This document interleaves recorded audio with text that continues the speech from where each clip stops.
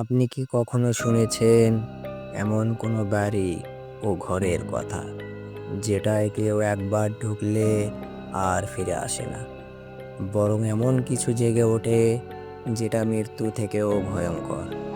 আজকের গল্প সেই ঘরের, যে ঘরের দেয়ালের গায়ে লেগে আছে শত শত মানুষের শেষ চিৎকার।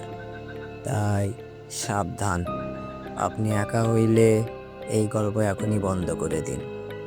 চলুন শুরু করা যাক মূল পর্বে।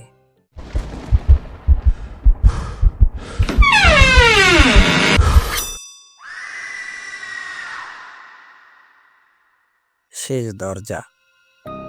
চাঁপাইনবাবগঞ্জ জেলার শেষ প্রান্তে একটি গ্রাম। গ্রামের বাইরের দিকে এক প্রাচীন খণ্ডঘর, সময়ের সাথে হারিয়ে যাওয়া এক জমিদার বাড়ি।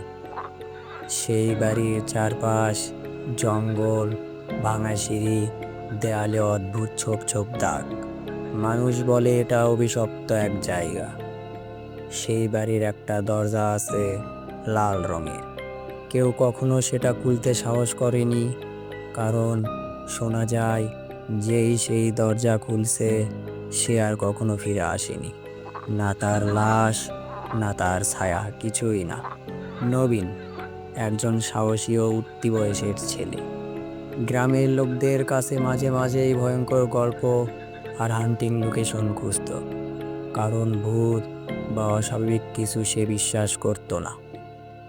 একদিন সে খুঁজে পেল এই জমিদার বাড়ির কাহিনী। সে সবাইকে জানালো, এবার আমি চাঁপাইনবাবগঞ্জের জমিদার বাড়ি যাচ্ছি, রেকর্ড করব, প্রমাণ করব যে সব ভূতের গল্প ভাওতা। নবীন রাতে একা ওই খণ্ডহরে ঢুকবে, লাইভ রেকর্ড করবে, পুরো ঘটনাটি ক্যামেরায় তুলবে। সে একটা টর্চ, ক্যামেরা, মোবাইল নিয়ে চলল সেই জমিদার বাড়ির উদ্দেশ্যে। রাত 12:45।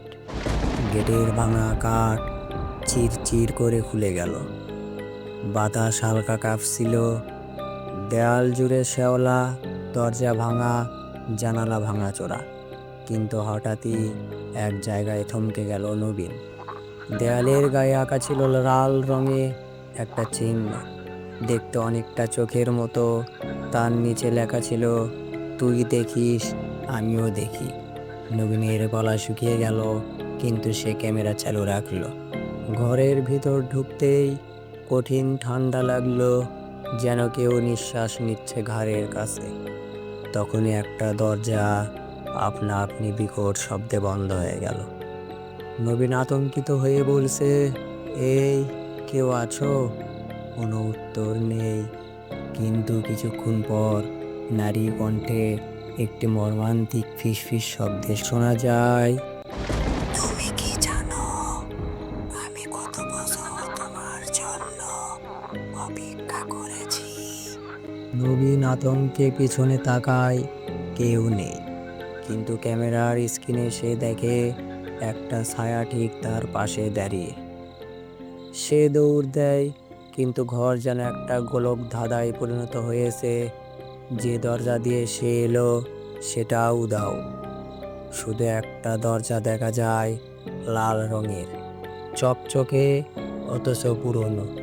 সে দরজায় হাত রাখতেই শরীরে মনে হয় বিদ্যুৎ বয়ে যায়।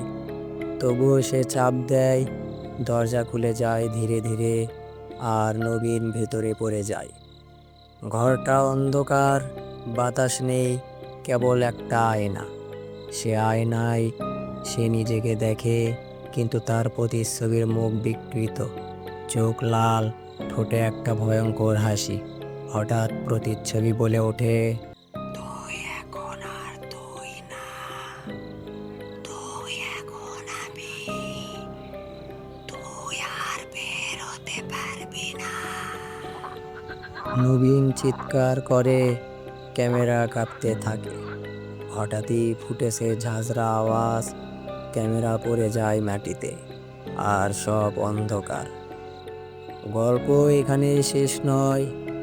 পরদিন সকালে একজন কৃষক জমিতে কাজে এসে খণ্ডহরের বাইরে একটা ক্যামেরা খুঁজে পায়।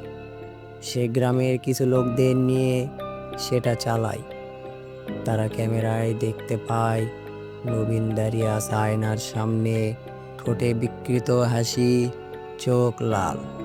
সে ক্যামেরার দিকে তাকিয়ে বলে, আরো একটা দরজা খুলতে হবে, আরেকজন আসবে।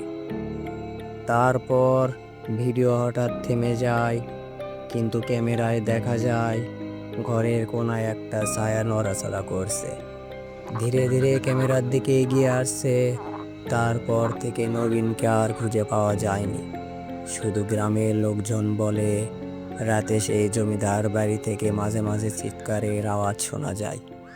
এই গল্পটা যদি শুনে রাতে ঘুম না আসে, তবে দরজাগুলো লক করে রেখো, কারণ যেই লাল দরজা খুলবে সে হয়তো তোমাকেই খুঁজছে।